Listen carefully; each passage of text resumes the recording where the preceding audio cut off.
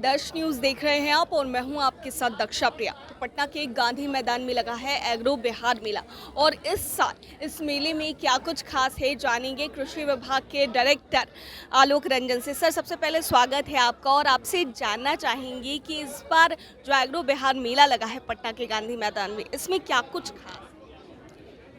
देखिए, एग्रो बिहार का जो आयोजन हो रहा है लगातार कई वर्षों से हम लोग कर रहे हैं और प्रयास रहता है कि पिछले वर्षों में जो भी आयोजन हुआ है उससे बेहतर कुछ आयोजन हम लोग कर सकें। पूर्वी भारत का ये सबसे बड़ा एग्रो एक्सपो है और इस नाते जिम्मेदारियां भी काफ़ी बढ़ जाती हैं, क्योंकि ना सिर्फ राज्य के बल्कि सीमावर्ती राज्यों से भी कई किसान जो नई नई तकनीकें हैं कृषि के क्षेत्र में उसका लाभ उठाने के लिए देखने के लिए यहाँ पर आते हैं।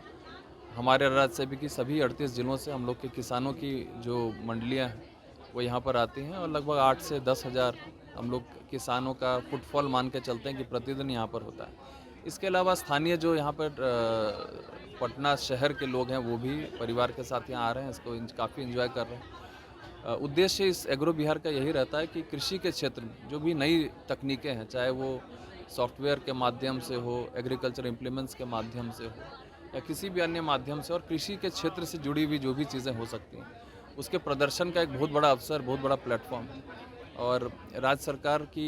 कृषि विभाग की एक बहुत बड़ी योजना विशेष रूप से कृषि यांत्रिकरण पर डेडिकेटेड है और इसका अच्छा इफेक्ट हम लोग जो सभी ज़िलों में देखते हैं। हर ज़िले में ये कार्यक्रम कराया जाता है, लेकिन ये राज्य स्तरीय कार्यक्रम है तो निश्चित रूप से काफ़ी बड़ा, इसमें 80 से अधिक एग्जिबिटर्स जो हैं विभिन्न राज्यों से यहाँ पर भाग लेने के लिए आए हुए हैं और वहाँ पर उन राज्यों में जो भी नई नई तकनीकों का इस्तेमाल हो रहा है, तो हमारे राज्य में भी प्रगतिशील किसानों की कमी नहीं है। बड़े किसान, छोटे किसान, मध्यम किसान, हर प्रकार के किसान हैं और हर प्रकार के किसान प्रगतिशील हैं और बनना भी चाहते हैं। कई बार जानकारी के अभाव में लोगों को अगर प्रगतिशील नहीं बन पा रहे हैं, तो ये एक ऐसा अवसर है जहाँ पर हम देखते हैं दूसरे किसानों से भी सीखते हैं। और जो मैन्युफैक्चरर्स हैं, यंत्र के निर्माता हैं जो यहाँ पर डिस्प्ले पे जिन्होंने लगाया हुआ है, उनको भी एक अवसर मिलता है कि किसानों की समस्याएं क्या आती हैं, जो यंत्र पहले से ही इस्तेमाल हो रहे हैं और जो यहाँ प्रदर्शन पर हैं, उससे संबंधित कुछ क्वेरीज भी किसानों की रहती हैं कि उसमें उनको क्या समस्याएं आ रही हैं, उसको ठीक करने का भी प्रयास जो है यंत्र निर्माताओं द्वारा किया जाता है। अच्छा, लेकिन सर एक सवाल है, कई बार जो किसान होते हैं वो लोग अवेयर नहीं होते इस चीज़ को लेकर कि जो सरकार है उनके लिए क्या योजना लेके आई है या फिर यंत्र है उनके लिए क्या क्या काम में आ सकता है, यूटिलाइज वो लोग कर सकते हैं, इसके बारे में वो अवेयर नहीं होते। एकदम सही आप कह रही हैं और इसीलिए ऐसे मेले का एक अलग उद्देश्य ये भी है कि हम लोग किसानों को नई नई तकनीकों से अवगत कराएं। तो इसके लिए विशेष रूप से अगर आप यहाँ देखें तो मंच के बगल में किसान पाठशाला का आयोजन प्रतिदिन किया जाता है। मैंने बताया कि राज्य के विभिन्न कोनों से किसान यहाँ पर आते हैं, उनके लिए इंटरेक्टिव सेशन, उनकी क्वेरीज जो रहती हैं उसको दूर करने के लिए, शंका का शमन करने के लिए और जो नई नई तकनीकें उसके बारे में बताने के लिए विशेष रूप से स्पेशलिस्ट प्रतिदिन यहाँ पर चारों दिन उपलब्ध रहते हैं, जो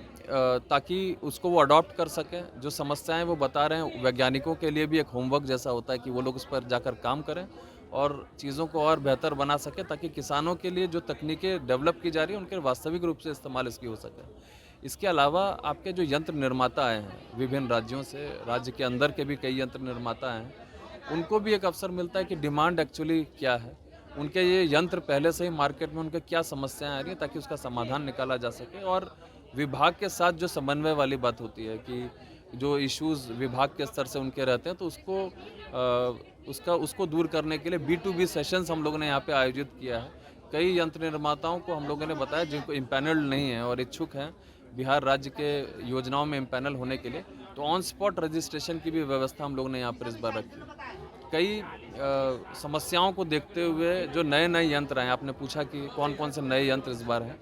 तो नीलगाय की एक समस्या है जिसका कि एक लंबे समय से हम लोग समाधान ढूंढने का प्रयास कर रहे थे। तो 2 स्टॉल्स यहाँ पर आप देखेंगे, हॉल ए में है, जहाँ पर नीलगाय को भगाने के लिए जो नई तकनीक विकसित की है IIT द्वारा, वो सब ड्रोन टेक्नोलॉजी अब काफ़ी बड़े पैमाने पे इसका इस्तेमाल पहले तो फोटोग्राफी इत्यादि के लिए होता रहा है, लेकिन अब कृषि के क्षेत्र में भी ड्रोन टेक्नोलॉजी का, चाहे वो कीटनाशी का छिड़काव हो, फर्टिलाइज़र का छिड़काव, उसमें इस्तेमाल हो रहा है। तो उसको डेमोन्स्ट्रेट करने के लिए भी काफ़ी 3-4 स्टॉल हैं। अब हमारे विभाग का भी स्टॉल है इसमें ड्रोन टेक्नोलॉजी के लिए। समस्याएं होती हैं फार्मर्स की कि उनके पास जिस प्रकार हमको कोई बीमारी हो तो हम लोग डॉक्टर के पास जाते हैं, किसानों के पास ये विकल्प पहले नहीं था, वो लोग पदाधिकारियों के पास ही जाते थे। अब है कि घर बैठे अपनी समस्या को वो लोग मोबाइल से बताएं और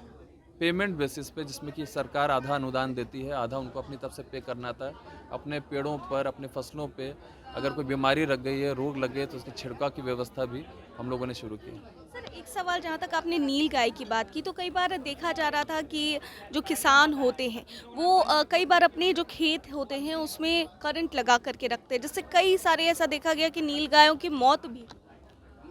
देखिए, जागरूकता का थोड़ा अभाव है, और जो फेंसिंग की बात हो रही है, वायर फेंसिंग की बात है, उसमें